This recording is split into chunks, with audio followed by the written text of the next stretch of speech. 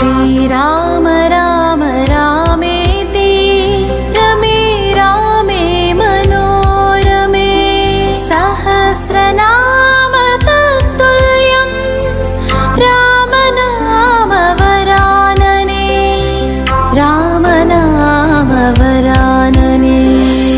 जय गुरुनाथ सद्गुरुनाथ शरणं शरणं गुरुनाथ ओम गुरुनाथ मम नाथ श्री സത്യാനന്ദ ഗുരുനാഥ. നമസ്കാരം. രാമായണ യജ്ഞത്തിലേക്ക് സ്വാഗതം. ഭരതൻ ശ്രീരാമനെ കാണുവാനായി നടത്തുന്ന വനയാത്രയിലാണ് നമ്മൾ എത്തിയിരിക്കുന്നത്. ഭരതൻ മാത്രമല്ല വരുന്നത്, അമ്മമാരും ഒക്കെ വരുന്നുണ്ട്. കൗസല്യ വരുന്നുണ്ട്, സുമിത്ര വരുന്നുണ്ട്, കൈകേയി വരുന്നുണ്ട്, സുമന്ത്രർ വരുന്നുണ്ട്. അങ്ങനെ ഒരു അയോധ്യയിലെ രാജവംശത്തിൻ്റെ ഏറ്റവും പ്രധാനപ്പെട്ട ആളുകളൊക്കെ കൂടെ ശ്രീരാമനെയും സീതയും ലക്ഷ്മണനെയും തേടി വരികയാണ്. അതിൽ ഭരതൻ്റെ ഉദ്ദേശം എന്താണെന്നതിനെക്കുറിച്ച് ലക്ഷ്മണന് കൃത്യമായി മനസ്സിലായില്ല. അദ്ദേഹത്തിൻ്റെ കൂടെ ഭടന്മാരൊക്കെ വരുന്നത് കണ്ടപ്പോൾ ലക്ഷ്മണൻ തെറ്റിദ്ധരിച്ചു. അദ്ദേഹം ശ്രീരാമനോട് പറഞ്ഞു, ജ്യേഷ്ഠ, നമ്മൾ ആയുധങ്ങളൊക്കെ അണിയണം. ഇപ്പോൾ ശ്രീരാമൻ എന്തിനാണ്? അതാ വരുന്നത്, കണ്ടോ അങ്ങ്. ഇപ്പോൾ ശ്രീരാമൻ ഒരു പാറയിൽ കയറി ഇങ്ങനെ നോക്കിയപ്പോൾ മുന്നിൽ ഭരതൻ, പിന്നീട് അമ്മമാർ, പിന്നെ ഭടന്മാർ ഒക്കെ കൂടെ ഒരു ആയിരക്കണക്കിന് ആളിങ്ങനെ വന്നുകൊണ്ടിരിക്കുകയാണ്. ലക്ഷ്മണൻ പറഞ്ഞു, യുദ്ധത്തിനായിട്ടാണ് ഭരതൻ വരുന്നത്. കാരണം 14 വർഷം കഴിഞ്ഞ് അങ്ങ് തിരിച്ചെത്തുമ്പോൾ അങ്ങക്ക് സിംഹാസനം തരേണ്ടി വരില്ലേ? അത് ഭയന്നിട്ട് ഇങ്ങനെ ഭടന്മാരുമായിട്ട് വന്നിരിക്കുകയാണ് യുദ്ധത്തിന്. അപ്പോൾ ശ്രീരാമൻ പൊട്ടിച്ചിരിച്ചു. നീ എന്താണ് ലക്ഷ്മണ ഇങ്ങനെ? നിനക്ക് എന്നോടുള്ള സ്നേഹം അത് വളരെ കൂടുതലാണ്, എനിക്കറിയാം. പക്ഷേ നീ ഭരതനെ മനസ്സിലാക്കിയിട്ടില്ല. ഭരതനും നീയും സ്നേഹത്തിൽ രണ്ടുപേരും നിങ്ങളൊപ്പമാണ്, നിങ്ങൾ ഒരുപോലെയാണ് എന്നെ സ്നേഹിക്കുന്നത്. നോക്കിക്കോളൂ എന്തിനാണ് ഭരതൻ വരുന്നത്. അങ്ങനെ ഭരതൻ വന്നു, ശ്രീരാമൻ്റെ പാദങ്ങളിൽ ചെന്ന് വീണ് പൊട്ടിക്കരയാണ്. ഒരു വികാരത്തിൻ്റെ ഒരു സ്ഫോടനമാണ് അന്തരീക്ഷം. അമ്മമാരൊക്കെ കരയുന്നു. 2 കാരണങ്ങളുണ്ട്.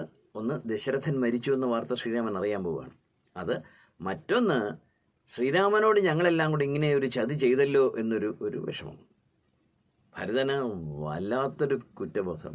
കാരണം ശ്രീരാമൻ വിചാരിക്കുമോ എനിക്ക് വേണ്ടി എൻ്റെ അമ്മ ഈ ചെയ്ത പ്രവൃത്തി അതിനകത്ത് ഞാനും കൂടെ ഉണ്ടെന്ന് ശ്രീരാമൻ വിചാരിക്കുമോ? ഇതാണ് ഭരതൻ്റെ ഏറ്റവും വലിയൊരു വിഷമം.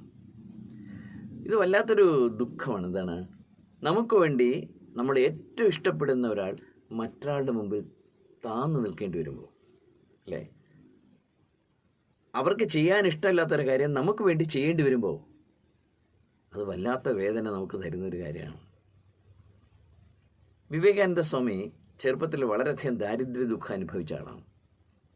അദ്ദേഹം വലിയൊരു കുടുംബത്തിലാണ് ജനിച്ചത്. അദ്ദേഹത്തിൻ്റെ അച്ഛൻ വളരെയധികം അറിയപ്പെടുന്ന ഒരാളാണ്, ഒരു വലിയൊരു വക്കീലാണ്. പക്ഷേ ദുഃഖങ്ങൾ ഒരുപാട് ആ കുടുംബത്തിലുണ്ടായ കാര്യം, ഒരുപാട് കേസുകൾ അങ്ങോട്ടും ഇങ്ങോട്ടും കേസ് കൊടുത്ത് ആർക്കും ഒരു പ്രോപ്പർട്ടിയിൽ നിന്നും ഒന്നും എടുക്കാൻ പറ്റാത്ത അവസ്ഥ. അങ്ങനെ ഒരു വലിയ വീട്ടിൽ ജനിച്ച ഒരു ദരിദ്രനായിരുന്നു നരേന്ദ്രൻ എന്ന് പറയുന്ന ആ പയ്യൻ. അദ്ദേഹമാണ് വിവേകാനന്ദ സ്വാമിയായിട്ട് മാറിയത്. അപ്പോൾ കോളേജിലൊക്കെ പഠിക്കുമ്പോൾ വളരെ വിഷമിച്ചിരുന്നു. അദ്ദേഹത്തിൻ്റെ കൂട്ടുകാരൊക്കെ അദ്ദേഹത്തിന് വേണ്ടി ജോലി അന്വേഷിച്ച് നടന്നതായിട്ടൊക്കെ ചരിത്രത്തിലുണ്ട്. അദ്ദേഹം ഒരു ട്യൂട്ടറിൽ പഠിപ്പിച്ചു. അതൊരു പ്രസിൻ്റെ മാനേജറായിട്ടിരുന്നു. ഇങ്ങനെ സാധാരണ ചെറുപ്പക്കാരൊക്കെ, ദാരിദ്ര്യമുള്ള ചെറുപ്പക്കാരൊക്കെ വിദ്യാഭ്യാസമുള്ളവർ കടന്നു പോകുന്ന മേഖലയിലൂടെ അദ്ദേഹം കടന്നുപോയി. അപ്പോൾ അദ്ദേഹത്തിന് ഇത്രയും സാമ്പത്തിക ബുദ്ധിമുട്ടുണ്ടെന്ന് അദ്ദേഹത്തിൻ്റെ ഗുരുവായ ശ്രീരാമകൃഷ്ണ പരമഹംസർ മനസ്സിലാക്കി. ഈ രാമകൃഷ്ണ പരമഹംസർ വളരെ സ്ട്രൈറ്റ് ഫോർവേഡായിട്ട് ചിന്തിക്കുന്ന ഒരു വ്യക്തിയാണ്. അത്രയധികം സ്ട്രൈറ്റ് ഫോർവേഡായിട്ട് ചിന്തിച്ച, യാതൊരു കളങ്കവുമില്ലാത്ത ചിന്ത, അത് ലോകത്ത് തന്നെ വളരെ ചുരുക്കമായിരിക്കും. തനിക്ക് എന്തെങ്കിലും നേടുവാൻ വേണ്ടി ഒന്നും പറയില്ല. തൻ്റെ മനസ്സിനകത്തുള്ളത് നിഷ്കളങ്കമായി അങ്ങ് പറയും. ആ ഒരു മാനസികാവസ്ഥയായിരുന്നു അദ്ദേഹത്തിന്. അപ്പോൾ രാമകൃഷ്ണ പരമഹംസർ ചിന്തിച്ചിങ്ങനെയാണ്, നരേന്ദ്രൻ ഒരു വലിയ ആധ്യാത്മിക ഗുരുവാണ്, അല്ലെങ്കിൽ പൊട്ടൻഷ്യാലിറ്റി വളരെയധികം ഉള്ളൊരു ചെറുപ്പക്കാരനാണ്. അദ്ദേഹത്തിൻ്റെ ശരീരത്തിൻ്റെ ഓരോ രക്തത്തുള്ളിയിലും ആധ്യാത്മിക വളർച്ചയുടെ പ്രതീക്ഷകളുണ്ട്. നല്ല വൈരാഗ്യമുണ്ട്, നല്ല മിടുക്കനാണ്.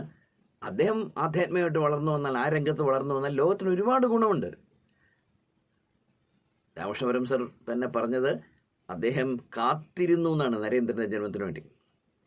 അപ്പോൾ അങ്ങനെയുള്ള ചെറുപ്പക്കാരൻ, അദ്ദേഹത്തിന് ഒരു വലിയൊരു ഭാവിയുണ്ട്. ചെറുപ്പക്കാരൻ നല്ലൊരു ഭാവിയുണ്ട്. ഭാരതത്തിന് അദ്ദേഹത്തെ പോലെ ഒരാളെ വളരെ ആവശ്യമാണ്.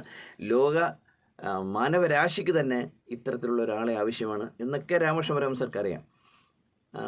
സാധന ചെയ്യാൻ വളരെയധികം താല്പര്യമുള്ള ആളാണ് നരേന്ദ്രൻ, അങ്ങേറ്റം ഗുരുത്വമുള്ള ആളുമാണ്. അപ്പോൾ ദേവി അവന് സാധന ചെയ്യാനുള്ള സമാധാനം കൊടുക്കേണ്ടേ നീ, അതാണ് രാമകൃഷ്ണ പരമഹംസരുടെ ചിന്ത. അദ്ദേഹം ദേവിയോട് പറഞ്ഞത്, എത്രയോ ആളുകളുണ്ട് ഈ ലോകത്ത്, കോടാനുകൂടി ആളുകൾ, അതിൽ ഒരാൾക്കല്ലേ ഇങ്ങനെ ഒരു ചിന്ത വരുന്നുള്ളൂ, ഇതിനുള്ള കഴിവുള്ളൂ, ഇതിനുള്ള തയ്യാറെടുപ്പുള്ളൂ, ഇതിനുള്ള കരുത്തുള്ളൂ. അങ്ങനെ ഒരു പയ്യൻ അവനിങ്ങനെ ദാരിദ്ര്യം കൊടുത്താൽ എന്തു ചെയ്യും? അവൻ്റെ അമ്മ, സഹോദരിമാർ, ഇവരൊക്കെ നിത്യ ആഹാരത്തിന് തന്നെ വിഷമിക്കുന്നു. അത്തരത്തിലുള്ളൊരു സാമ്പത്തിക ബുദ്ധിമുട്ടാണ്. അക്കാലത്ത് അതൊക്കെ വളരെ കോമൺ ആയിട്ട് കാര്യങ്ങളാണ്, പട്ടിണി എന്നൊക്കെ പറയുന്നത്. ബംഗാൾ ഫാമിൻ എന്ന് പറയുന്നത് ഒരു ഇന്ത്യയുടെ തന്നെ ചരിത്രത്തിൽ വലിയൊരു സംഭവമല്ലേ. അപ്പോൾ ഇത് മനസ്സിലാക്കിയിട്ട് രാമകൃഷ്ണ പരമഹംസർ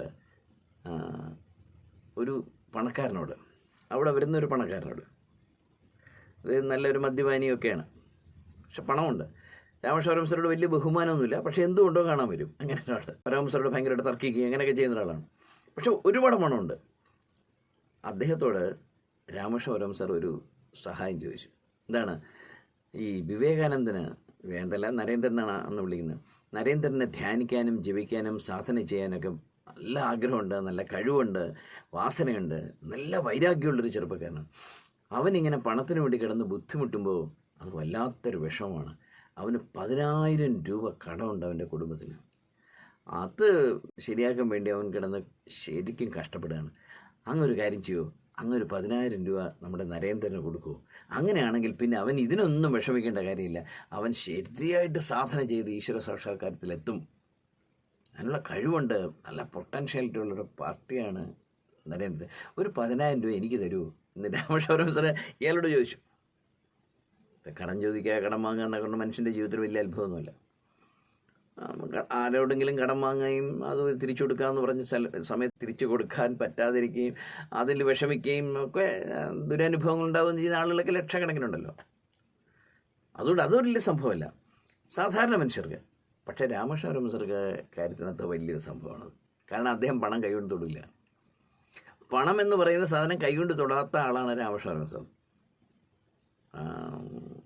അത് ശരിയാണോ ഇല്ലയോ എന്നറിയാൻ വേണ്ടി ഒരിക്കൽ രാമകൃഷ്ണ പരമഹംസർ തന്നെ ശിഷ്യന്മാരോട് പറയാറുണ്ട്, പൈസ തൊട്ടാൽ എൻ്റെ കൈ പൊള്ളും, അതുകൊണ്ടാണ് ഞാൻ തൊടാത്തത്. ഇത് പരീക്ഷിക്കാൻ വേണ്ടി നരേന്ദ്രനൊക്കെ കൂടെ അദ്ദേഹം കിടന്ന കിടക്കയിലെ ബെഡ്ഷീറ്റിന് താഴെ ഒരു നാണയം ഇങ്ങനെ വെച്ചു. പിറ്റേ ദിവസം രാവിലെ ആ ഗുരുവിൻ്റെ ശരീരത്തിൻ്റെ മുതുകിലിങ്ങനെ ആ നാണയത്തിൻ്റെ അത്രയും സൈസിൽ പൊള്ളിയിരുന്നു. അത്രയ്ക്കും മനസ്സുകൊണ്ട് പണത്തെ അങ്ങനെ റിജക്റ്റ് ചെയ്ത വ്യക്തിയാണ്. അങ്ങനെ ചുരുക്കം ആധ്യാത്മിക വ്യക്തിത്വങ്ങളുള്ളൂ ഈ ലോകത്ത്. പണമെന്ന് പറയുന്നത് മിക്കവാറും എല്ലാവരെയും തന്നെ പിടികൂടുന്ന ഒരു കോവിഡാണ്. മുഹമ്മദ് നബിയെക്കുറിച്ച് അങ്ങനെ കഥയുണ്ട്. അദ്ദേഹത്തിനെ കാണാൻ പോയിട്ട് ഒരാൾ അയാളുടെ ഗ്രാമത്തിൽ ചെന്നു. അയാൾ ഒരു യാത്രികനായിരുന്നു. അപ്പോൾ അവിടുത്തെ ആളുകളൊക്കെ ഈ പ്രവാചകനെക്കുറിച്ച് സംസാരിക്കാം ഇദ്ദേഹത്തോട്. അപ്പോൾ അവരിലൊരാൾ ചോദിച്ചു, അങ്ങ് എന്താണ് പ്രവാചകങ്ങൾ കണ്ട ഏറ്റവും വലിയ ഗുണം, മറ്റാരിലും അങ്ങ് കണ്ടിട്ടില്ലാത്തൊരു ഗുണം? അപ്പോൾ അദ്ദേഹം പറഞ്ഞു, അത്രേ, ഞാൻ ഒരുപാട് ചക്രവർത്തിമാരെ പോലും കണ്ടിട്ടുണ്ട്, സുൽത്താൻമാരെ, വലിയ ധനികന്മാരെ, വ്യാപാരികളെയൊക്കെ ഞാൻ കണ്ടിട്ടുണ്ട്. പക്ഷേ അവരിൽ ഒന്നും കാണാത്തൊരു ഗുണം ഈ മനുഷ്യനിൽ ഞാൻ കണ്ടു. അപ്പോൾ അവർ ചോദിച്ചു, എന്താണ്?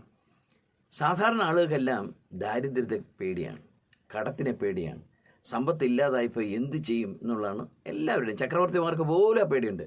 പക്ഷേ ഈ മനുഷ്യന് നേരെ തിരിച്ചാണ്. അദ്ദേഹത്തിന് പണത്തിനെയാണ് പേടി. ധനം വന്ന് കയറിയാൽ അദ്ദേഹത്തിന് ടെൻഷൻ തുടങ്ങും. ദാരിദ്ര്യത്തിൽ അദ്ദേഹം വളരെ സന്തോഷവാനാണ്.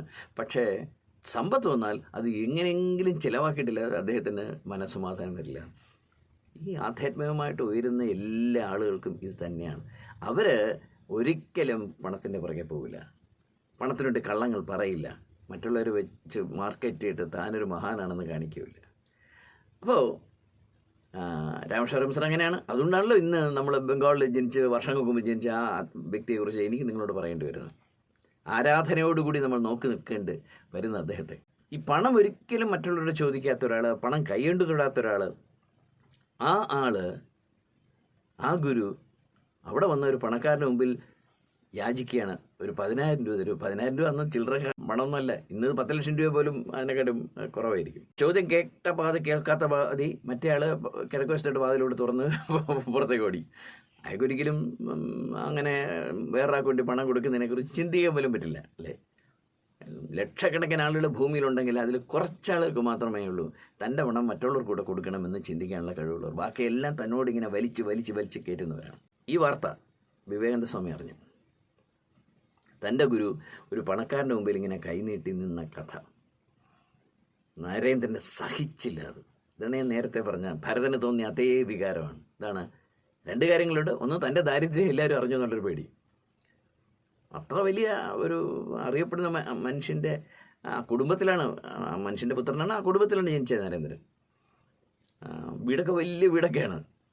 പക്ഷേ ആഹാരത്തിന് പോലും കാശില്ല. അതാണ് വേദസ്വാമി പലപ്പോഴും വീട്ടിൽ ചെന്നിട്ട് ഉച്ചയ്ക്ക് എന്നിട്ട് പറയും, അയ്യോ ഞാൻ സുഹൃത്തിൻ്റെ വീട്ടിൽ നിന്ന് ആഹാരം കഴിച്ചു, എനിക്ക് വേണ്ടെന്ന് പറയുന്നു. അങ്ങനെ പറയുന്നതിൻ്റെ കാര്യം തൻ്റെ ആഹാരം കൂടെ, തനിക്ക് ഉണ്ടാക്കി വെച്ചിരിക്കുന്ന ആഹാരം കൂടെ സഹോദരിമാർക്കെല്ലാം കിട്ടട്ടെ എന്ന് പറഞ്ഞിട്ടാണ്. അത്രയാണ്. പലപ്പോഴും പൈപ്പിൽ നിന്ന് വെള്ളം കുടിച്ചിട്ട് കൽക്കട്ട തെരുവുകളിലൂടെ നടക്കുന്ന നരേന്ദ്രൻ നമുക്ക് കാണാൻ കഴിയും. അദ്ദേഹത്തിൻ്റെ ചരിത്രത്തിലൂടെ കടന്നു പോകുമ്പോൾ നമുക്ക് വളരെ സങ്കടം തോന്നും. എന്താണ്, ഈശ്വരൻ ഏറ്റവും വലിയ സാധകനെ പോലും ഇങ്ങനെയൊക്കെ പരീക്ഷിക്കുമല്ലോ. അപ്പോൾ ഇത് തനിക്ക് വേണ്ടി തൻ്റെ മഹാഗുരു, താൻ ഈശ്വര തുല്യനായിട്ട് കരുതുന്ന ആ ഗുരു ഒരു പണക്കാരൻ്റെ മുമ്പിൽ പിച്ചച്ചട്ടിയുമായിട്ട് നിന്നല്ലോ. ഇത് വല്ലാത്തൊരു വേദനയായിട്ട് തോന്നി. അദ്ദേഹം ജീവിതത്തിൽ ആദ്യമായിട്ടും അവസാനമായിട്ടും തൻ്റെ ഗുരുവിനോട് ശബ്ദമുയർത്തി സംസാരിച്ചു. ദേഷ്യപ്പെട്ടിട്ട് അദ്ദേഹം രാമകൃഷ്ണ പരമഹംസരോട് ചോദിച്ചു, അത്രേ, എനിക്കെന്തെങ്കിലും സാമ്പത്തിക ബുദ്ധിമുട്ടുണ്ടെങ്കിൽ അത് ഞാൻ അനുഭവിച്ചോളാം. അങ്ങ് ആരാണ്? എന്തിനാണ് അങ്ങ് ഈ പിച്ചച്ചട്ടിയായിട്ട് മറ്റുള്ള റൂമിൽ എനിക്ക് വേണ്ടി നിന്നത്? അങ്ങേക്ക് നാണമില്ലേ? അത് പറയുമ്പോൾ നരേന്ദ്രൻ്റെ ഉള്ളിൽ തീയാണ് അല്ലേ. ഗുരു എന്ന് പറഞ്ഞാൽ ചെറിയ കാര്യമാണോ? ഗുരുവിനെ കുറിച്ച് ചിന്തിച്ചാൽ പോലും കണ്ണു പറഞ്ഞു. ആ ഗുരുവിൻ്റെ മുമ്പിൽ നിന്നുകൊണ്ടാണ് പറയുന്നത്, അങ്ങേക്ക് നാണമില്ലേ എനിക്ക് വേണ്ടി പിച്ചച്ചട്ടി കൊണ്ട് നിൽക്കാൻ? അപ്പോൾ രാമകൃഷ്ണ പരമഹംസർ പറഞ്ഞൊരു വാചകമുണ്ട്, സ്നേഹത്തിൻ്റെ സമൂർത്തമായ ഭാവമാണത്. ഒരുപക്ഷെ ഒരു മനുഷ്യന് മറ്റൊരു മനുഷ്യനോട് തോന്നുന്ന സ്നേഹത്തിൻ്റെ ഏറ്റവും മനോഹരമായൊരു വാചകം, എൻ്റെ ജീവിതത്തിൽ ഞാൻ കേട്ടിട്ടുള്ള ഏറ്റവും മനോഹര വാചകമാണ്. എങ്ങനെ സ്നേഹം പ്രകടിപ്പിക്കുന്നു, ഈ സ്നേഹം എങ്ങനെ പറയണം, ഇതൊക്കെ നമ്മൾ ബുദ്ധിമുട്ടുന്ന കാര്യമില്ലേ. പക്ഷെ ചിലർ അവർ പറയും, ആ പറഞ്ഞ വാചകങ്ങൾ ഒരിക്കലും നമുക്ക് ജീവിതത്തിൽ മറക്കാൻ കഴിയില്ല. നമ്മുടെ ജീവിതത്തിലാണ് അത് സംഭവിക്കുന്നത്, നമുക്ക് മറക്കാനേ പറ്റില്ല. എന്നാലും വേറൊരാളുടെ ജീവിതത്തിൽ സംഭവിച്ചെന്ന് കേൾക്കുമ്പോൾ തന്നെ നമ്മൾ സ്തബ്ധരായിരുന്നു പോകും. രാമകൃഷ്ണ പരമഹംസർ വിവേകാനന്ദ സ്വാമിയോട് പറഞ്ഞു അത്രേ, oh Narendra, for you I will beg from door to door in Calcutta. എടാ, നിനക്ക് വേണ്ടിയാണെങ്കിലേ കൽക്കട്ടയിലെ ഓരോ വീട്ടിൻ്റെ മുമ്പ് നിന്നുകൊണ്ട് പിച്ചച്ചട്ടി എന്തി നിൽക്കൂടാ. എനിക്ക് ഒരു ആചാരമില്ല, ഒരു അനുഷ്ഠാനമില്ല, ഒരു അഭിമാനമില്ല, നീ മാത്രമുള്ളൂ എൻ്റെ മുമ്പിൽ നിന്ന്. എന്താണ് ആ മനുഷ്യൻ? നരേന്ദ്രൻ പൊട്ടിക്കരഞ്ഞുകൊണ്ട് കാല് വീണു. അന്നും അവസാനമായിട്ടും നരേന്ദ്രൻ ഗുരുവിനെതിരെ നിന്ന് സംസാരിച്ച ഏക ഒരു നിമിഷമാണത്. തൻ്റെ ഗുരുവിൻ്റെ സ്നേഹം എന്തെന്ന് നരേന്ദ്രൻ ശരിക്കും മനസ്സിലാക്കി. चलो मन जाए घर अपने, चलो मन जाए घर अपने, इस परदेस में वो परदेस में क्यों परदेसी रहे, हाँ चलो मन जाए घर अपने. വിവേകാനന്ദ സ്വാമി എന്നെ അത് പറഞ്ഞിട്ടുണ്ട്. അദ്ദേഹം ഒരുപാട് പ്രസംഗങ്ങളൊക്കെ നടത്തിയിട്ടുണ്ടെങ്കിലും തൻ്റെ ഗുരുവിനെ കുറിച്ച് വളരെ കുറച്ച് സംസാരിച്ചിട്ടുള്ളൂ. ഒരു അത്ഭുതമാണ്. ലോകത്തെ ഏത് വിഷയത്തെക്കുറിച്ച് അറിയാനുള്ള ആളാണ്, ഒരുപാട് കാര്യങ്ങൾ അറിയാനുള്ള ആളാണ്. അക്കാലത്ത് ഒരു മനുഷ്യന് ഇത്രയും അറിവുണ്ടെന്ന് പറഞ്ഞ് നമുക്ക് അത്ഭുതപ്പെട്ടു. ഇന്ന് എന്ത് അറിവാണെങ്കിലും ഗൂഗിളിൽ നമുക്ക് സെർച്ച് ചെയ്യാൻ പറ്റില്ല. അന്ന് അങ്ങനെയല്ലല്ലോ. ഏത് സബ്ജക്റ്റിനെ കുറിച്ചും അദ്ദേഹത്തിന് അറിയാം. അങ്ങനെ ഒരു വ്യക്തിത്വമായിരുന്നു നരേന്ദ്രൻ. അതും ആ ചെറുപ്പകാലത്ത്. അദ്ദേഹം പലതിനെക്കുറിച്ചും പ്രസംഗിച്ചിട്ടുണ്ട്, പക്ഷേ തൻ്റെ ഗുരുവിനെ കുറിച്ച് സംസാരിച്ചിട്ടില്ല. ഒരു ദിവസം അദ്ദേഹത്തിൻ്റെ ശിഷ്യന്മാരവരോ അത് ഒരു കുറ്റമായിട്ട് അദ്ദേഹത്തോട് പറഞ്ഞു, ഇതാണ്, അങ്ങ് ഒരിക്കലും സ്വന്തം ഗുരുവിനെക്കുറിച്ച് സംസാരിക്കില്ല അല്ലേ. ഇത് കേട്ട് വിവേകാനന്ദ സംഘം ഭയങ്കര സങ്കടം വന്നു. അദ്ദേഹം മുറിയിൽ കയറി കഥ അടച്ച് 3 ദിവസം അകത്തിരുന്നു, പുറത്തു വന്നില്ല. അത് കഴിഞ്ഞ് വന്നിട്ട് രാമകൃഷ്ണ പരമഹംസർ, ഹൂ ഈസ് രാമകൃഷ്ണ എന്ന് പറഞ്ഞൊരു പ്രസംഗം അദ്ദേഹം നടത്തി. അദ്ദേഹത്തിൻ്റെ സത്സംഗത്തിലാണ്. ആ പ്രസംഗത്തിൽ അദ്ദേഹം പറയുന്ന ഒരു കാര്യമുണ്ട്: ഞാൻ എൻ്റെ ഗുരുവിനെക്കുറിച്ച് ചിന്തിക്കാറേയില്ല. കാരണം ഞാൻ ചിന്തിച്ചു പോയാൽ എനിക്ക് അദ്ദേഹത്തോടുള്ള സ്നേഹമെന്ന് പറയുന്നത് ഒരു സുനാമി പോലെ എൻ്റെ ഉള്ളിലേക്ക് വരും. പിന്നെ എനിക്ക് ഈ ഭൂമിയിൽ പിടിച്ചു നിൽക്കണമെന്ന് ആഗ്രഹം പോലും വരില്ല. ഞാനിത് ഉപേക്ഷിച്ചിട്ട് പോകും. എനിക്ക് എൻ്റെ ഗുരുവിൻ്റെ അടുത്തെത്തിയാൽ മതി. അദ്ദേഹം പറഞ്ഞത് എത്ര സത്യമായിരുന്നു. കുറച്ചു കാലം കൂടെ മാത്രമേ പിന്നെ വിവേകാനന്ദ സ്വാമി ജീവിച്ചിരുന്നുള്ളൂ. അദ്ദേഹം സ്വന്തം ശരീരം കളഞ്ഞു. Ladies and gentlemen, welcome to the afternoon session of the opening day today, the 11th of September, 1893. We now introduce you to Swami Vivekananda from India and request him to address us. Swami Vivekananda.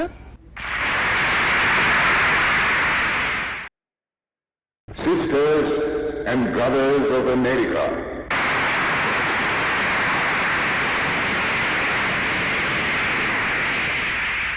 it fills my heart with joy unspeakable to rise in response to the warm and cordial welcome which you have given us. I thank you in the name of the most ancient order of monks in the world. I thank you in the name of the mother of religions. And I thank you in the name of the millions and millions of Hindu people of all classes and sects. My thanks also to some of the speakers on this platform who, referring to the delegates from the Orient, have told you that these men from far-off nations may well claim the honor of bearing to different lands the idea of toleration. I am proud to belong to a religion which has taught the world both tolerance and universal acceptance. We believe not only in universal toleration, but we accept all religions as true.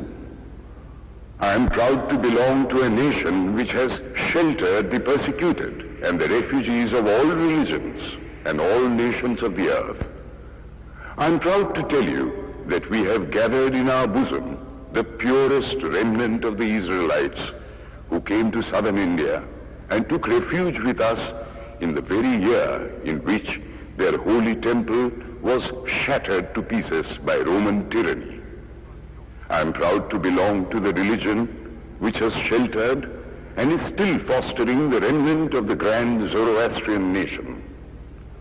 I will quote to you, brethren, a few lines from a hymn which I remember to have repeated from my earliest boyhood, which is every day repeated by millions of human beings. As the different streams, having their sources in different places, all mingle their water in the sea, so, O Lord, the different paths which men take through different tendencies, various though they appear, crooked or straight, all lead to Thee. The present convention, which is one of the most august assemblies ever held, is in itself a vindication, a declaration to the world of the wonderful doctrine preached in the Gita.